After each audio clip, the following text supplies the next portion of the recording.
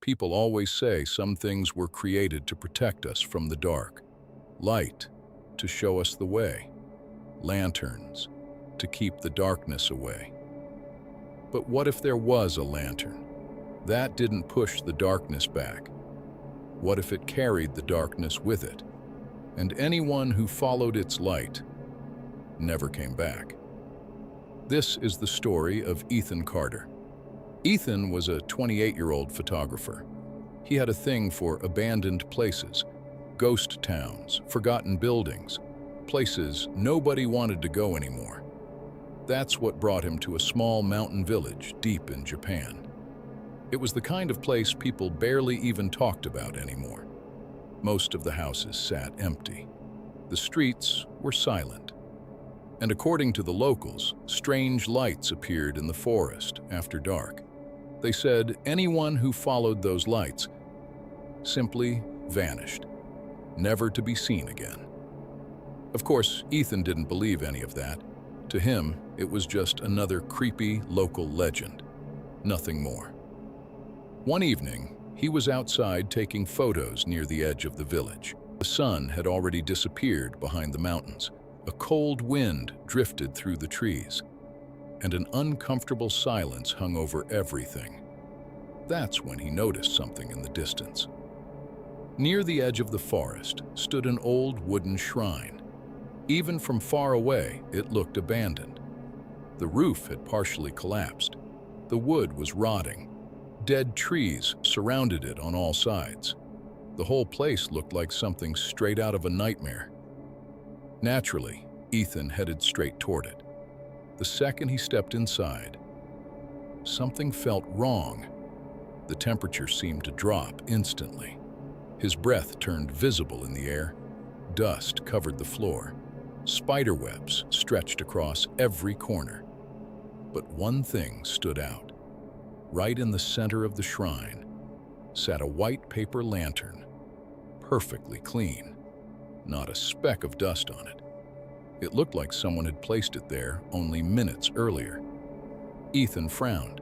That made absolutely no sense. He walked closer. Red Japanese characters had been painted across the paper. Unfortunately, he couldn't read them. Then, suddenly, he heard a woman crying behind him. He spun around. Nothing. Nobody was there. The shrine was completely empty. A few seconds later, he heard it again. This time, much closer. So close it sounded like someone was crying directly into his ear. A chill shot down his spine. He grabbed his camera and started backing toward the exit. But before leaving, he glanced at the lantern one last time. And for a split second, he could have sworn it glowed. Just a faint flicker. The problem was, there wasn't even a flame inside it. Ethan convinced himself it was his imagination and left. Around 9 that night, he returned to the rental house where he was staying. The place sat alone between the mountains. There wasn't another house for miles. He ate dinner, downloaded his photos, and started reviewing them on his laptop. Everything looked normal at first. Then he reached the pictures from the shrine. His hands immediately froze. The first photo showed the empty shrine. The second one, too. But in the third photo, a woman was standing behind the lantern. Long black hair, pale skin, and where her eyes should have been. There were only black holes. Ethan's heart nearly stopped. He knew for a fact nobody had been there. His hands shook as he zoomed in. And that's when his stomach dropped. The woman wasn't looking at the camera. She was looking directly at him, as if she somehow knew he would see the picture later. Ethan slammed the laptop shut. Sleep didn't come easily that night. Around 2 in the morning, he suddenly woke up. The house was pitch black.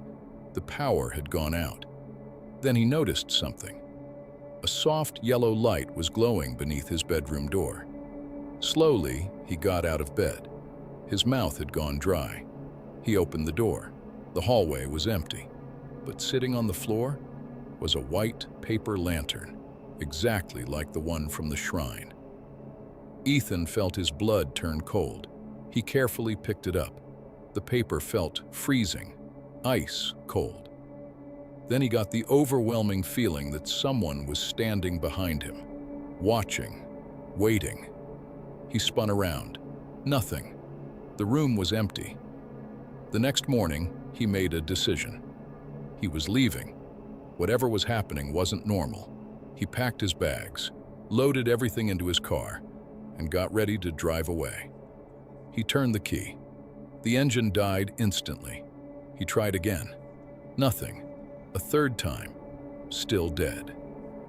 Then he checked his phone. No signal, no service. Nothing. It was like the entire world had suddenly disappeared. That's when he looked toward the house. The lantern was sitting inside the window, and behind it, the woman was standing there. This time, she was smiling. Ethan screamed.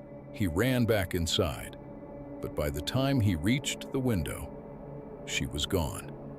Only the lantern remained. That night, a violent storm rolled across the mountains. The wind slammed against the walls. The windows rattled. The doors shook in their frames. Then he heard it. Footsteps. Above him. Thump, thump, thump. Slow, deliberate, like someone was walking barefoot upstairs. The problem was, he was alone. Nobody else was supposed to be in the house. The footsteps moved toward the staircase, then onto the stairs, then lower, closer, closer, until they stopped directly outside his room. Silence. A few seconds passed. Then came 3 scratches on the door. Scrape, scrape, scrape. Ethan couldn't move. He didn't dare breathe. But then he realized something horrifying. The scratching wasn't coming from outside the room. It was coming from inside, slowly. He turned around, and what he saw made his blood freeze. Dozens of rotting hands were pushing through the walls. Their fingers were unnaturally long. Their nails were broken and jagged. Deep knife wounds covered every wrist, and they were reaching for him. Ethan bolted.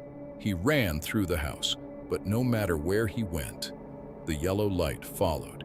Every room contained another paper lantern, every hallway, every corner, every shadow.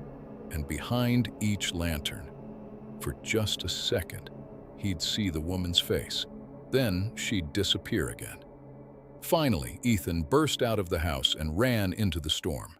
Rain poured from the sky, but somehow, being outside felt safer. He sprinted toward the forest, certain that something was chasing him. Every time he looked back, nothing was there. Then, suddenly, he saw dozens of yellow lights ahead, floating between the trees, paper lanterns, dozens of them, hovering in the darkness, and beneath them, people. At least, that's what they looked like, until he got closer. Their faces were rotting, their eyes were missing. Deep wounds covered their bodies. Every single one slowly turned toward him. Then they smiled. At the same time, Ethan stumbled backward. Something soft shifted beneath his feet. He looked down and screamed. The ground was covered in human hands, hundreds of them, maybe thousands, crawling out of the soil, reaching upward, grabbing at the air, and then she appeared, right in front of him, the woman from the photographs. Only now she looked far worse. Blood streamed from her empty eye sockets. Knife wounds covered her face. Worms crawled through her tangled hair, and inside her mouth were hundreds of human teeth. She smiled, slowly, then whispered, "You saw my light. Now you'll stay with me forever." The next morning, police found Ethan's body deep in the forest. His remains had been torn apart so badly that investigators couldn't explain what happened. It looked as if hundreds of hands had ripped him to pieces. But the most disturbing part wasn't his injuries. It was what he was holding. clutched tightly in both hands, was a white paper lantern, and frozen on his face was a look of pure terror. According to local legends, the lantern belonged to a woman who had been brutally murdered by villagers many years ago. They stabbed her to death. And when she died, her hatred was so powerful that her spirit became trapped inside the lantern. People say that, even today, if you're alone at night and you see a distant yellow light glowing somewhere in the darkness, don't follow it, no matter how curious you are, because that light isn't trying to guide you home. It's trying to take you to hers.